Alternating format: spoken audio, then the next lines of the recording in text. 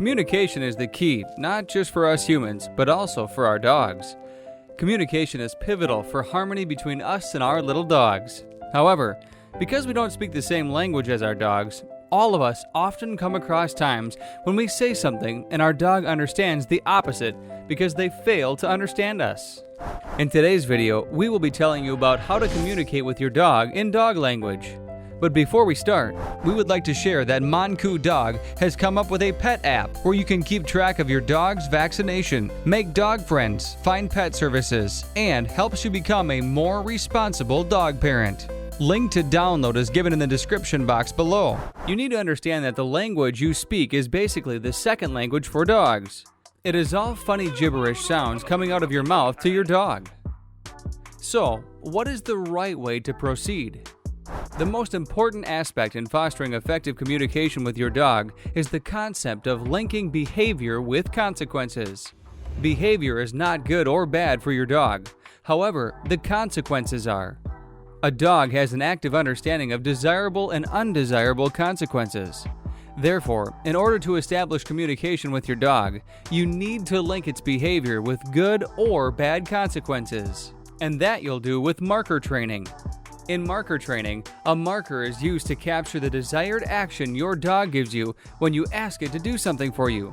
Furthermore, with marker, you tell your dog that this desired action got its positive consequences, which is a treat, and that undesirable action got its bad consequences, like correction. So, let's discuss what markers you can use to communicate with your dog.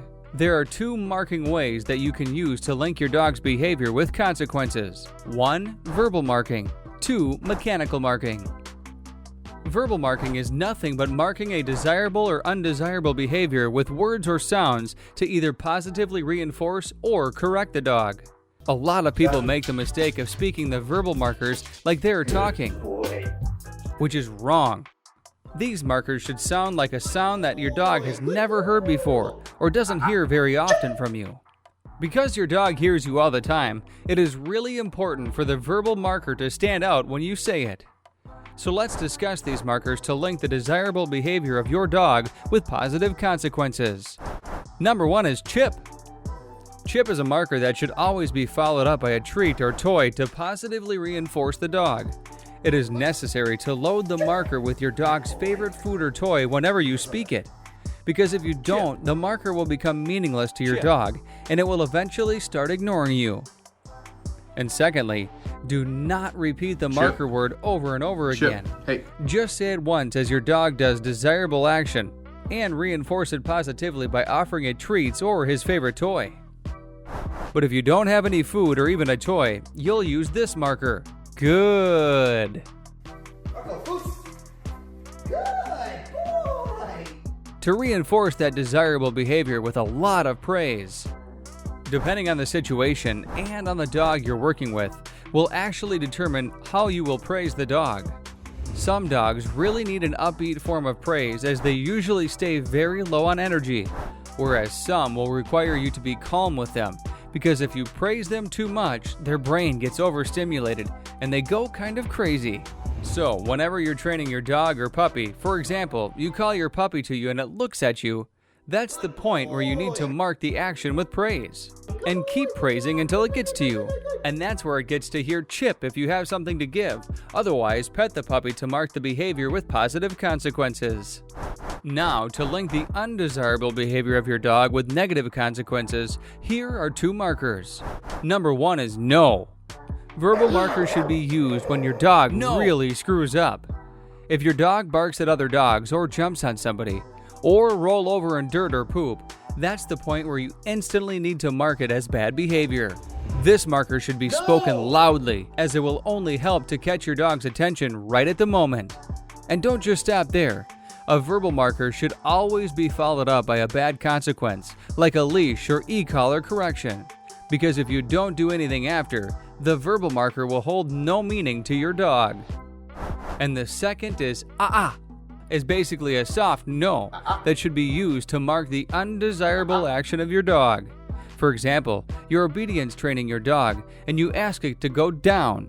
Your dog goes down but eventually breaks the down, and that's the point where you go and mark it as undesirable behavior for your dog.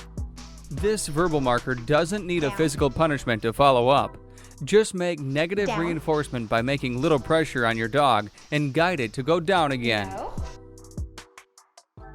That's how you associate undesirable behavior with bad consequences.